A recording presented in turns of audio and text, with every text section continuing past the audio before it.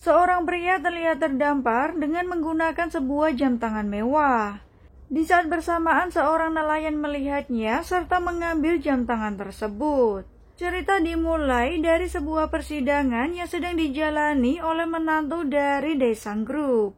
Dia bernama Heo Il-du yang merupakan direktur dari Daesan Energy.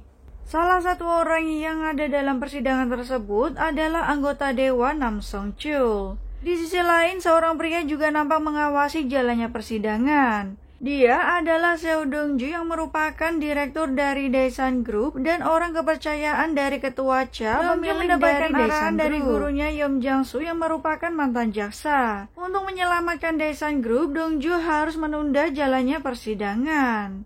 Dan salah satu orang yang harus Dong-ju kendalikan yaitu anggota Dewan Nam. Selesai persidangan, Dong-ju nampak pergi ke rumah anggota Dewan Nam.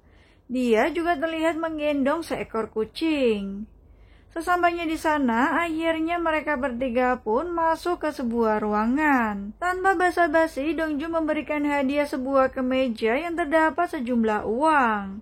Anggota Dewan Nam sangat senang dan dia juga tahu bahwa Dong-ju adalah orang dari ketua Cha. Tetapi dia curiga bahwa Dong-ju menggunakan kamera tersembunyi.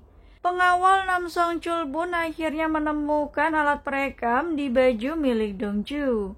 Tetapi Dong-ju masih punya senjata lain untuk membuat kesepakatan dengan anggota Dewan Nam. Dong-ju pun mengeluarkan bukti korupsi yang dilakukan oleh Nam Song-chul.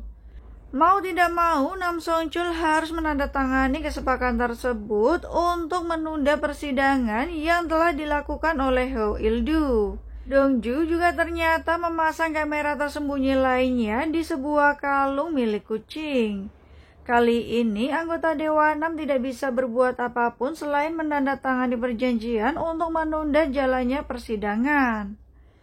Nah, keesokan harinya, akhirnya anggota Dewan Nam melakukan tugasnya untuk membuat jalannya sidang tertunda. Dong-ju pun berhasil untuk menghentikan persidangan tersebut. Heo Il-du tahu bahwa Dong-ju ada di balik semua ini. Kemudian, Yeom Jang-sun penasaran apa sebenarnya yang dilakukan Dong-ju hingga anggota Dewan Nam berhasil untuk membuat kesepakatan. Setelah persidangan selesai, Heo Il-du nampak kesal kepada Dong-ju karena semuanya telah ditangani olehnya. Seharusnya dialah yang menyelesaikan masalah tersebut karena dialah menantu dari ketua Cha. Sesampainya di rumah, Heo Il-du disambut oleh istrinya yang bernama Cha Duk-hee. Saat sang istri memuji kerja kerasnya, Heo Il-du merasa bahwa dia tidak melakukan apapun.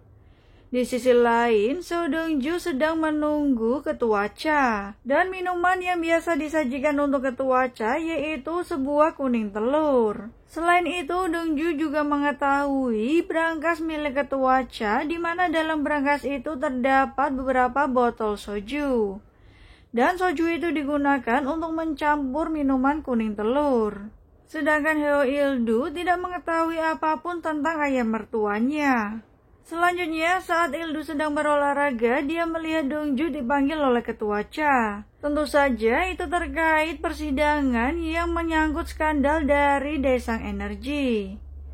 Kemudian mereka pun akhirnya akan berkumpul untuk menemui ketua Cha. Saat Il-du menyajikan champagne, ternyata ketua Cha menolaknya. Dia lebih memilih untuk meminum telur dengan soju. Hal itu pun membuat Il-du merasa malu. Kemudian ketua Cha memuji Dong-ju karena telah membereskan semuanya. Di saat bersamaan, Cha Duk-hee masuk dan ketua Cha buru-buru menyembunyikan botol sojunya. Cha Duk-hee meminta Dong-ju untuk keluar karena mereka akan membicarakan masalah keluarga. Heo Il-du mengatakan kepada ketua Cha bahwa dia menerima usulan dari Yeom Jang-sun, dan hal itu sangat penting bagi dirinya. Tentu saja, Dong-ju sangat penasaran dengan apa yang mereka bicarakan. Keesokan harinya, seorang karyawan wanita yang bernama Yeon-nam ternyata membuat sedikit kekacauan. Dong-ju nampak tidak asing dengan wanita tersebut. Tiba-tiba dia menerima sebuah telepon dan wanita itu pun akhirnya pergi. Yeom Jang-sung datang ke kantor Daesan Group dan ingin mengadakan sebuah pertemuan.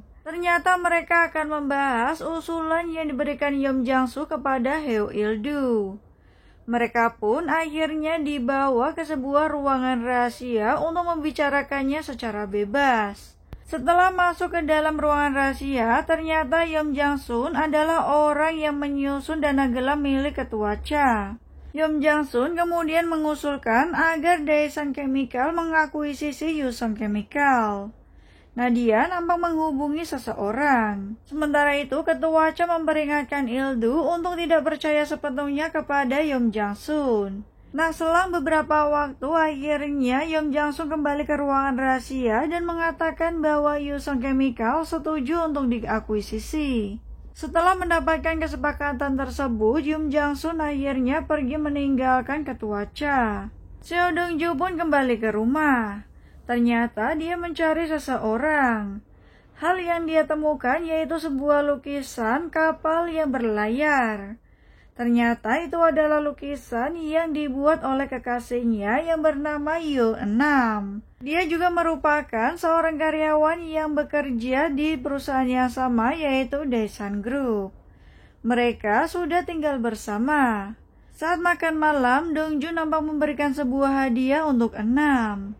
Yaitu sebuah gelang yang memiliki beberapa permata. Dong-ju berjanji akan memberikan berlian ketika dia melamar 6. Tiba-tiba Dong-ju menerima telepon dari orang lain.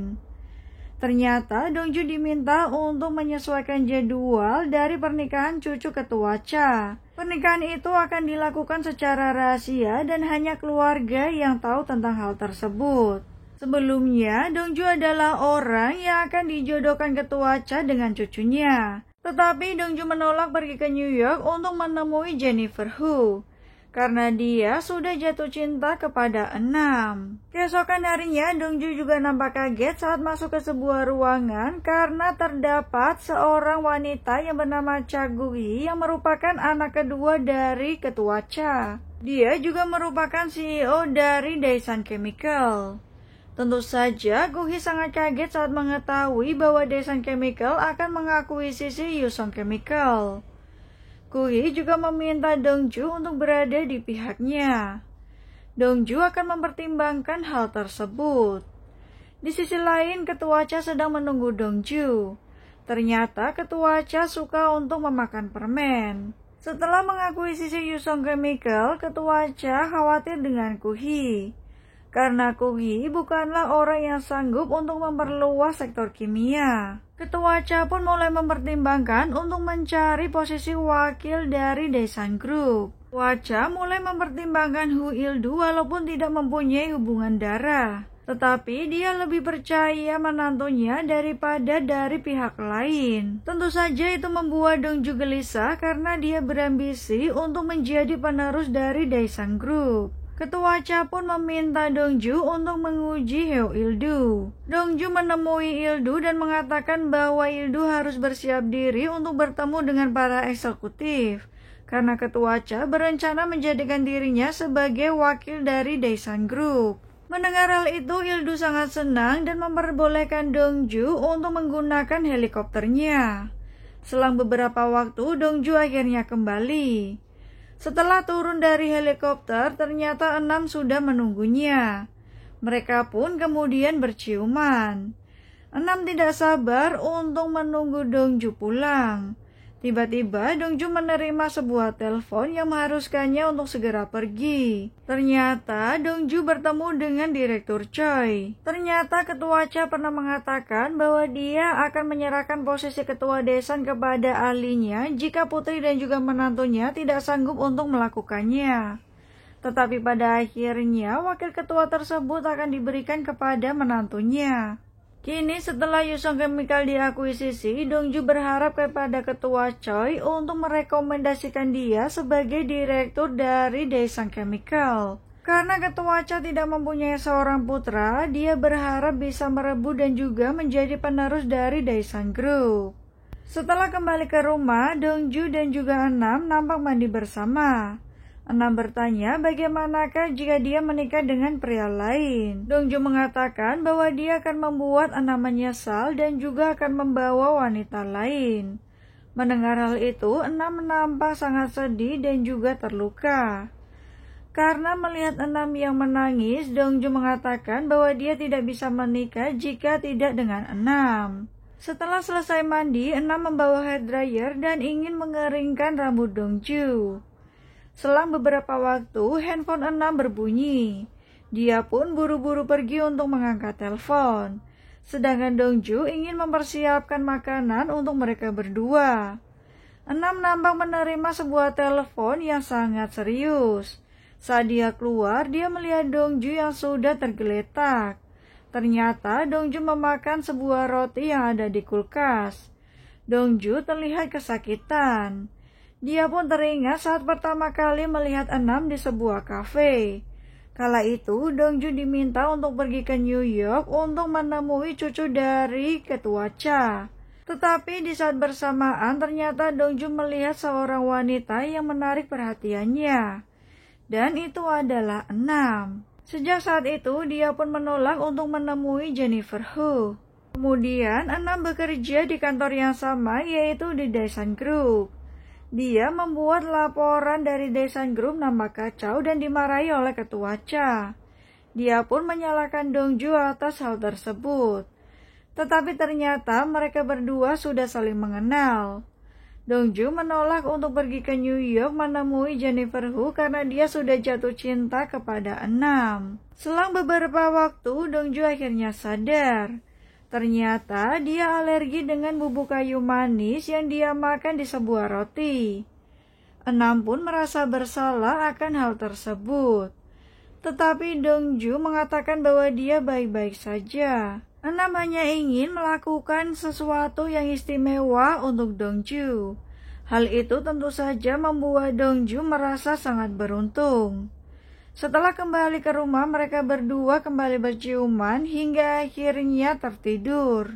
Keesokan harinya, dia menerima sebuah telepon yang meminta dia untuk mendampingi ketua Cha dalam pernikahan cucunya. Di saat bersamaan, ternyata Dongju mendapati Enam sudah tidak ada di kamarnya. Dia pun mengecek cincin yang akan dia gunakan untuk melamar Enam pada malam nanti. Dongju kemudian mengirim pesan kepada Enam untuk melakukan makan malam bersama. Tetapi ternyata Enam berada di sebuah hotel. Ketua Cha akhirnya sampai di lokasi pernikahan cucunya. Dengan ditemani Dongju, dia pun akhirnya akan beristirahat sejenak. Saat di toilet, Dongju bertemu dengan Yeom Hae-chol di mana dia merupakan musuhnya. Hae-chol terus meremehkan Dongju yang kini menjadi direktur dari Daesan Group. Namun, Hae-chol mengatakan bahwa hari ini dia akan menjadi menantu dari ketua Cha. Dan semua itu telah diatur oleh pamannya Yeom Jang-sun. Hae-chol terlihat terus meremehkan Dongju hingga membuatnya sangat kesal. Akhirnya, Dongju pun memukulnya dan membuat Hae-chol terluka. Sesaat kemudian pernikahan pun akan segera dimulai. Yeom Hae-chol akan menikah dengan cucu ketua Cha yang bernama Jennifer Hu. Tak lama kemudian mempelai pria naik ke altar. Disusul mempelai wanita yang ternyata adalah Enam. Melihat hal tersebut tentu saja Seo Dongju nampak syok dan juga kaget. Karena dia melihat kekasihnya yang ternyata merupakan cucu dari ketua Cha yang bernama Jennifer Hu. Dongju merasa dikhianati oleh Enam. Kini hatinya pun hancur berkeping-keping.